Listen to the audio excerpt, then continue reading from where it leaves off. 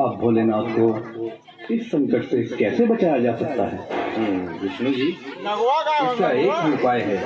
आप एक सुंदर नारी का रूप धारण करके जाइए और भस्मासुर की बुद्धि भ्रष्ट करके उसका अंत करें, तभी शंकर जी इस संकट से बच पाएंगे।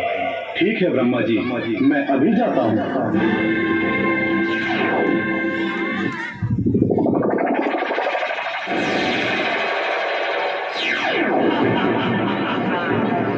तुम कौन हो सुंदरी, और इन जंगलों में क्या कर रही हो?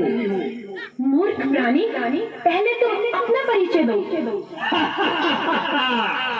मैं तीनों लोकों में सबसे ताकतवर, असुरों का असुर, भस्मासुर नाम है मेरा।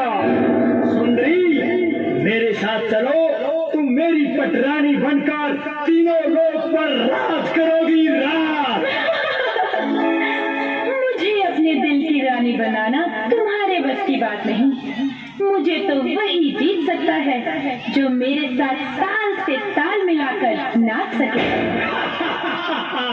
अच्छा, तीनों लोक में मुझ जैसा ताकतवर और मुझ जैसा डांसर कोई नहीं। सुंदरी, तुम्हें जीतने के लिए मैं कुछ भी कर सकता हूँ, किंतु पहले ये बताओ सुंदरी कि तुम हो कौन?